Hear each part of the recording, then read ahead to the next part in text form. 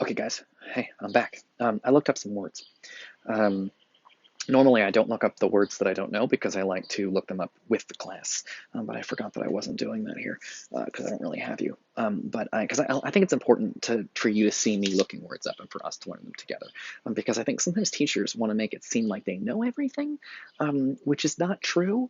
And I think it gives students the idea, like students are like, man, I don't know this word. I guess I'm stupid. Like, no, I don't know what benthic means. I don't have like a really good definition of an anthropod. Like, so you got to look up some of these words.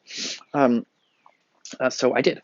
So a couple of things, and these words are the words I'm talking about here are in the last paragraph on page 1 of David Foster Wallace. So just for starters, though, I wanted to start out with this, just in case you don't know, that is what a lobster looks like. I assume people know what these is. You see them in restaurants swimming in tanks sometimes. And there's meat inside there, and they boil them up, and then they crack them open, and you eat the meat. So I did look up some words. So he talks about how lobsters are crustaceans.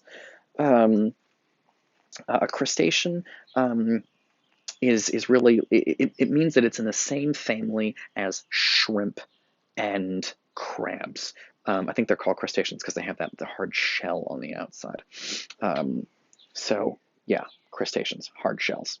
Um, okay, the other word that's used, so I don't know where crustacean is. So the other word that's used to describe them, he says that they are anthropods. Um, Anthropod is down here. Where is it? Damn it, I lost the word anthropod. I really need to underline this shit. Um, Okay, so it says down here, oh, there it is, anthropods. An anthropod is just these are scientific, crustacean, anthropod, benthic. These are science terms for animals. David Foster Wallace loves terminology. He thinks it's really fun when you're writing about anything. He loves to find out all the new terms. So, for example, here he's writing about lobster. And he's very excited to learn science terms for lobsters. And so he wants to learn he wants to talk, whatever he talks about, he wants to talk about it the way a scientist would talk about it. And so he wants to learn all the terms. So he's gonna learn that crustacean is the name of a group of animals that includes crab and shrimp and lobster. Um, Anthropods is another scientific term. An anthropod, which I looked up because I didn't fucking know, an anthropod is a creature that doesn't have a spine. It's a creature that doesn't have a spine but does have a hard shell on the outside. So this means, again, as I said earlier, crabs and lobster and shrimp, but also insects like spiders. Or can you think about bugs as having like a hard shell but no spine? And so that's an anthropod. And the other word that he used that I did not know was benthic. And you can see that word here. It is, damn it, I lost the word. Benthic, right there. And benthic just means at the bottom of the ocean.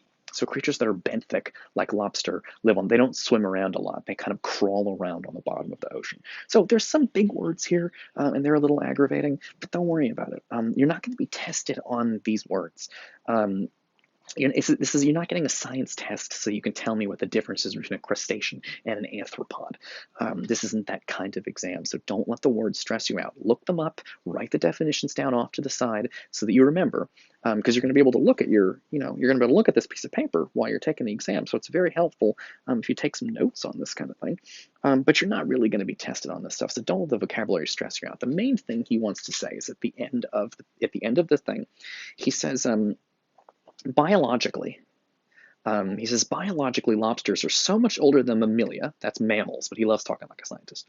Biologically, lobsters are so much older than mammalia, they might as well be from another planet. Like they're so different from human beings, they might as well be aliens, because he says they're basically giant sea insects.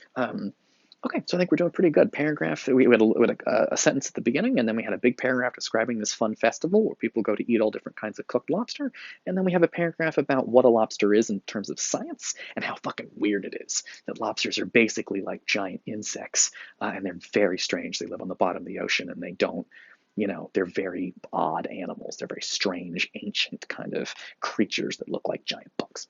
Okay, so we haven't really, by the way, page 1, we're all done with page 1 of 6, and we haven't gotten to any philosophy yet, but we will. So let me put this down while I turn the page. And we will continue with David Foster Wallace. Okay. Very eager to kind of get you through this so that you'll be ready for the exam. Okay. So David Foster Wallace says,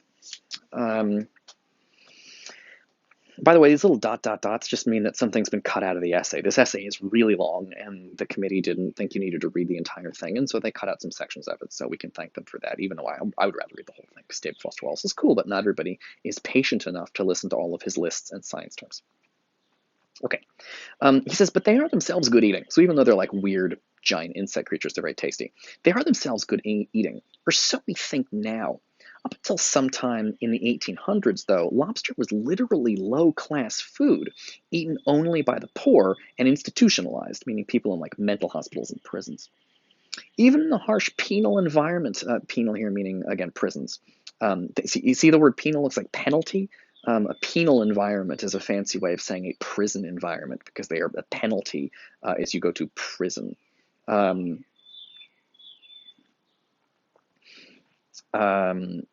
Okay, sorry, I just got a really ridiculous text that I'm not dealing with.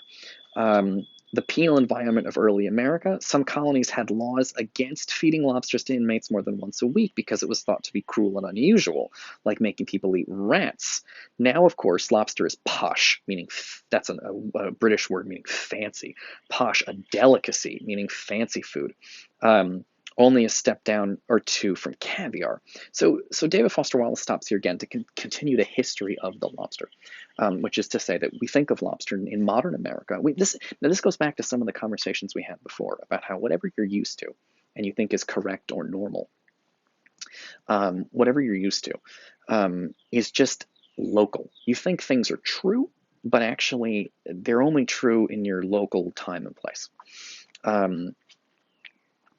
The point of this is that remember we talked about yachts? I think we talked about yachts in class. I remember this. And I was saying that in people in China, Chinese businessmen didn't want yachts. The reason? They didn't want to go out in the sun because they didn't want to get a tan. Because China, having a tan means you're a farmer or a fisherman, and that means you're poor. In America, being tan often means that you are so wealthy you can afford to hang out on your boat and the beach all day. You don't have to go to work at an office. You get to like chill out at the beach. And so tan in America often tells people that they are rich. I saw. Sorry, my wife's coming by to. I know. I saw the thing, the message. Yes, I can see it here. Well, I'll come in a couple minutes. So what David Foster Wallace is doing?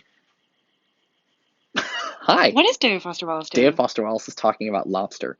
Lobster bisque, thermidor, lobster, yeah, different kinds of sauteed lobster and salad. But did you know that up until the 1800s, lobster was considered food for very poor people? It was considered illegal to serve them too much lobster because it was cruel and unusual. So they gave it to prisoners, and they gave it to prisoners, but not too often because they thought it was too horrible to eat. Wow. Yeah. Well, thanks for visiting. The more you know. No. Yay.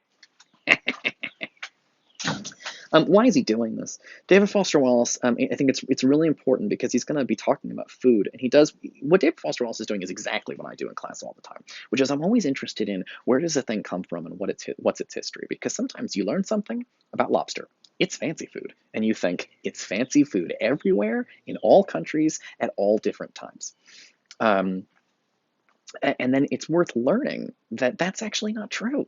It used to be food for poor people, and so it's really important to find out the history of anything. It's why I had you guys do Phaedrus, so that you could see an old argument and realize that people back then, in many ways, thought just the same as us, and in many ways thought really different. And it's very, very valuable to kind of think about that. So you can see this is why I like David Foster Wallace, because he's interested in the same kind of thinking that I am, which is historical thinking through context. And I'll pick it up in the next video.